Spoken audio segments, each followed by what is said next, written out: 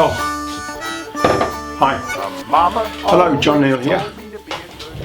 I'm not posing this time as a signwriter or a handwriting tutor. I'm going to call this Before I Go or Don't Get Me Started. It's one of the two.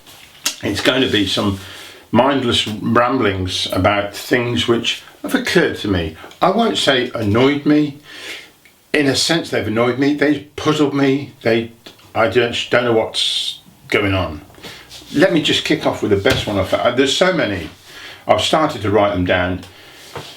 And there are a lot of them. Because by the time you get to my age, so I'm only 66 at the moment. I don't feel 66. It's weird. Each time you reach an age, you get into your 40s, your 50s, your 60s. And then I'll be in my 70s. I can't believe it. And you think, oh, I've not been here before. Nobody has. Everybody goes through the same process of getting older, and you all have to take it on the chin in the same way. But people do it differently, so I don't know. It's a very strange thing to become of an age. Now, the thing is, let me start off with angry young man, grumpy old git. Angry young man seems great. Everybody says, oh, he's an angry young man. That's, very creative, very forceful, very dynamic. Great. Let's listen to what he's got to say, maybe. Or probably you can't avoid listening to what he's got to say. Angry young man, well, they might be in their 20s or possibly 30s. They've not seen much. They've only had a couple of decades of adulthood. I've had 6 decades of life. And, or am I in my 7th? I don't know. And I've seen a lot of things going on, and many a time I think, what the heck is going on? What's this all about? I don't understand that. I'm frustrated by something else. Finally, you get to a point, if you're retired, which I am. I've been retired now for a couple of years. I've got time on my hands to sit back, contemplate life, and think, what the heck's all that about? In the post comes this book. Now, I know it's a fashion book for ladies, but it's called, and nothing else on the front. Now, I'd like to say I do artistic things. I wouldn't say I am an artist, but I like creative stuff. I like the different ways of doing things, and that's fine. But sometimes it just goes a bit far. This is a book called Poetry. Its title is Poetry. Poetry. There it is. Huh? Poetry. And this is autumn 2018. Lovely.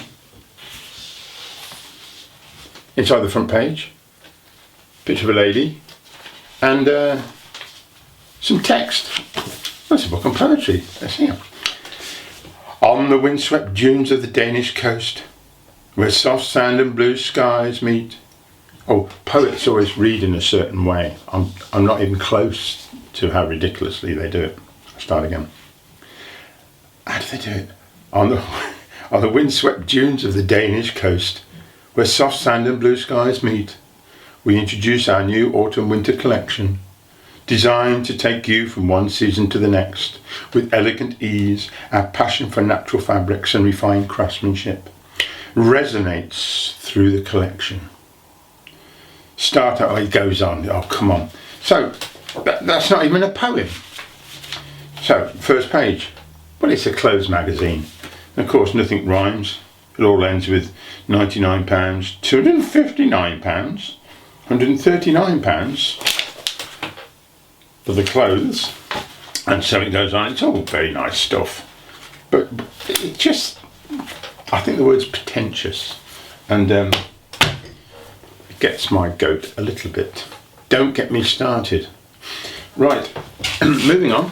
In a similar vein, and I'm not saying it's aimed at women, but I think it is. And that is, there's ingredients and stuff that you get, particularly in the bathroom.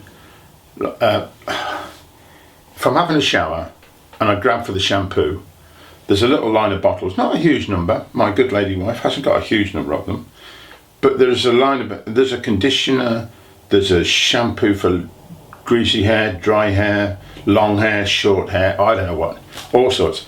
So I pick up what I think is the shampoo, and I'm water streaming down, look at it, I can't read, I don't know what it is. I don't want to squirt the wrong stuff on, so I'm looking at it, and it's got herbal, natural ingredients, blah de blah. One even had on it, without a word of a lie, contains shea butter. Shea butter. I'm not after a sandwich, I'm in the shower. What's a bottle here advertising shea butter floor? I've got no idea. Right at the bottom, in tiny writing, it'll say conditioner. Wrong one, put it back down again. Pick up the next one. Natural ingredients, blah de blah de blah, contains this, scientifically approved, blah de blah, probably got shea butter in it again. And at the bottom it'll say in little writing, I can hardly read with the water streaming down, it'll say shampoo. Right, then you get to the top. The top of the bottle. Now, I know it's creative, they want to make it look nice, and they're thinking outside the box. Well done. Just give me a bottle with a regular top that I can open without really having to think about it or look close at it. I can't see it. I'll water streaming down, twisting around, I'm flicking, I'm licking, I'm pushing, I'm poking, trying to get the tip. I swear one day I'll just snap the top off and pour it on. Absolutely send you nuts. But this is what you get with products. Products. They call them products. What a product? Why? Who hijacked the word product? And the hijacking of these words, products, the ladies or bathroom cosmetic containers, and they're all called products. A car's a product. It's a product of a car factory. A camera is a product of a camera factory. A shirt's a product. Why you can claim the word product to be something that only goes in the bathroom and is for cosmetic effect, I've got no idea. Anyway, these products are ridiculously labelled and crazily packaged. So don't get me started. Eating out. Everybody likes to go eating out. Eat out. Let's go for a meal. Fantastic. Why not? You don't have to go shopping, you don't have to go and cook, you don't have to prepare, you don't have to cook stuff up. You just sit down, you ask for the meal, it turns up, away you go. You don't have to wash up. What could go wrong? Just about everything, to be honest. Just about everything. First of all, I don't really like waiters. I know where they've got a job to do, and it's a difficult one. There's one waiter for 6 tables or whatever. And if you have been a waiter, I've never been a waiter, thank goodness. But if you have, I know it's a difficult job. But you go in, you sit down, and you sit down, and you wait. Maybe that's why they're called waiters, because you have to wait all the time. Got it. So you sit down and think, right, I'm ready to go. What do I do now? Oh, then the waiter turns up. Without a word of a lie, I once had a waiter in a hotel. Let me say he was slightly effeminate. Maybe nothing wrong with that. But as you sat down, the chair would be out. He was the head waiter. And he would get the serviette. It was a cloth serviette, a nice big one. He would grab it by one corner, lift it with a flick like this. And then as you sat down, he would place it across your lap. Now, with him being slightly effeminate, he did it in this way with his sort of fingers and then flap it across your lap. And in order to not embarrass you for the fact that he was approaching close to your genital area, he would look the other way. It was an absolute hoot. So he grabbed this like this and lay it across your lap. I thought, God, if he does that again, I'm going to scream. So I made sure every time we went to eat in this hotel, I grabbed the napkin, the serviette, and I thought, right, I'm putting it on my own lap and leaving it alone. Shoved myself under the table and looked warily for if he turned up. The waiter will then turn up, maybe with the menu, prompts me, oh, would you like drinks? Yes. Okay. So let me just start with the drinks. They come with the drink. Now, we don't drink alcohol, so that's another thing. This crazy thing. Let's do the alcohol one for a start. They get the bottle of wine. They take the wine out, the cork out. Actually give it a little smell, just to check it wasn't corked, apparently. Having done that, they then hold it, sometimes with the thumb stuck down the bottom end of it, and then pour it, sort of holding it rather cautiously at the very bottom of the bottle. Pour it a little bit in the glass, just that much. Oh, you've got to put this hand behind your back.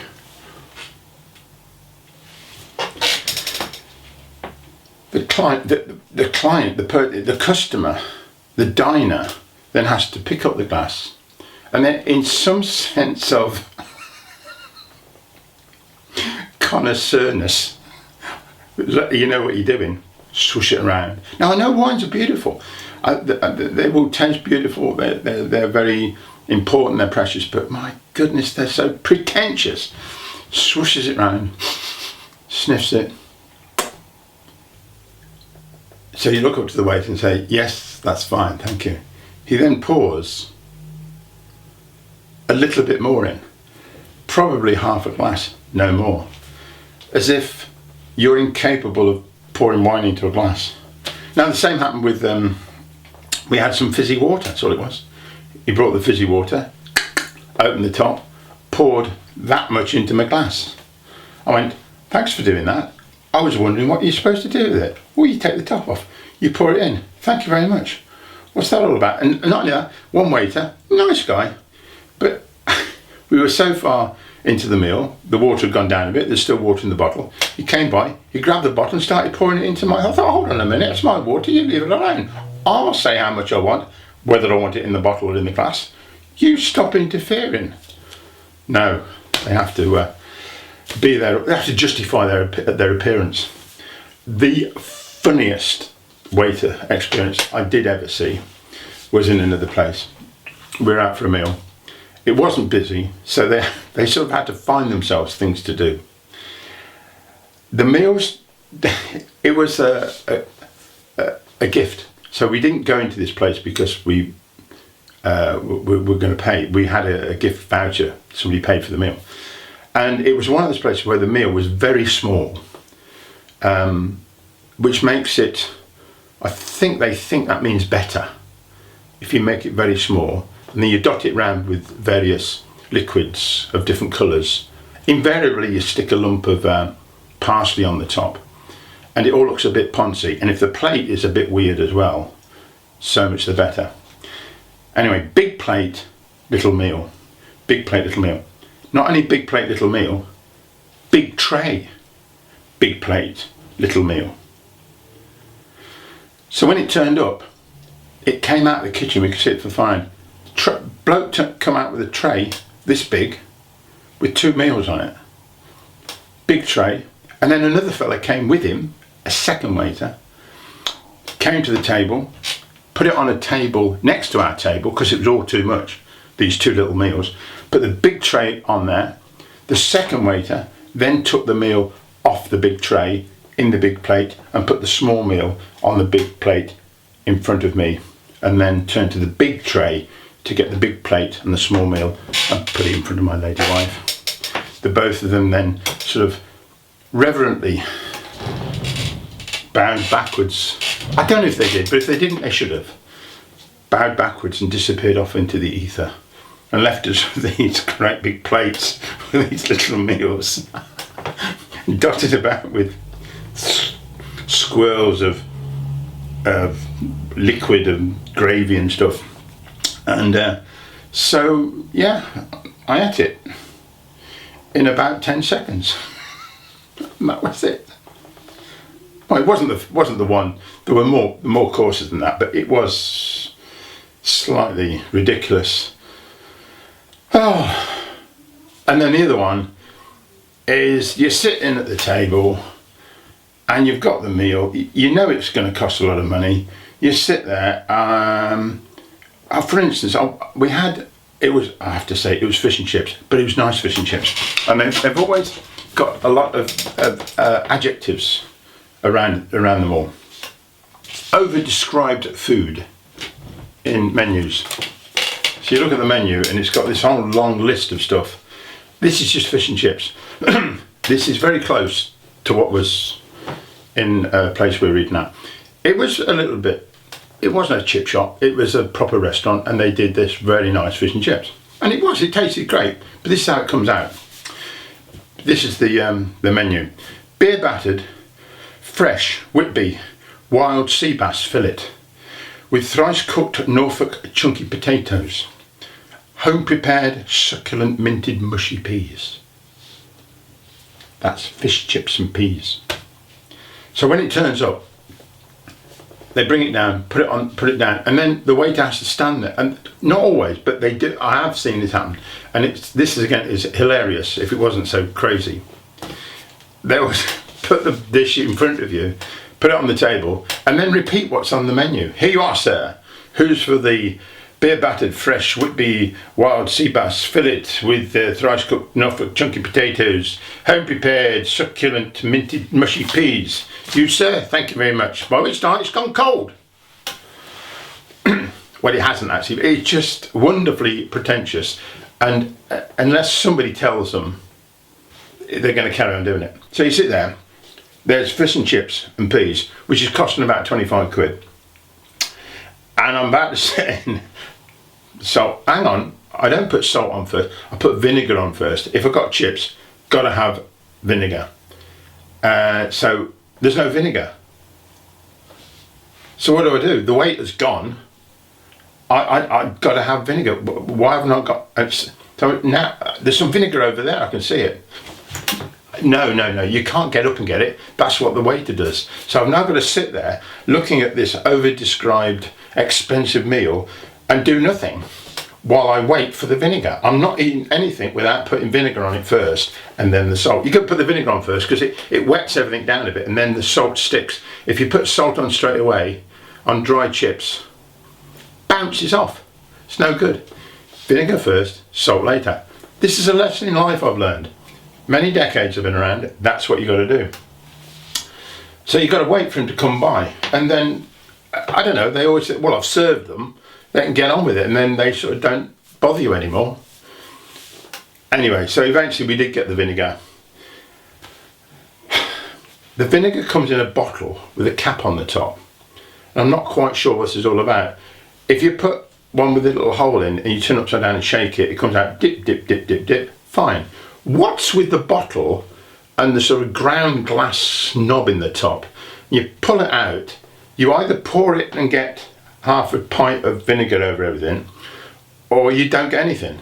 To get it in between the two, it's a delicate art. You can't quite get that right. So anyway, the vinegar finally turned up. I don't know what form it was. I managed to get going. Hold on. If I've got fish and chips, I've got to have some sort of sauce with it. Now, if I was dead common, it would be tomato sauce, ketchup, or maybe not dead common, I don't mind. But if it's fish, a bit of tartar sauce would be nice. There's none there. Same problem. Waiter's gone. What do? You've got to wait. You've got to wait for the waiter. Drives me nuts. Don't get me started. Now, I don't want to appear miserable, and I don't want to appear angry. I don't want to appear frustrated, even though that's what has generated this content. So, if you are interested or are mildly amused and want me to do some more of this, please let me know. And I'm going to put this on my 2 YouTube channels. I've got 2, one's more popular than the other. If, however, you dislike it and don't want me to do any more, say as much, and I'll probably do it anyway, so I don't really care. Because, if nothing more, it gets it off my chest. I've finally made my mark and stated the case. And to be honest, once I started thinking this way, I've started writing stuff down, and I've got a list as long as my arm. Thanks for watching. There's plenty more where this came from. Don't get me started.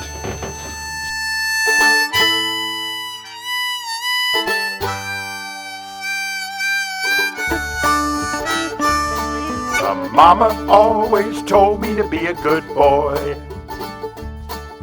Mama always told me to be a good boy.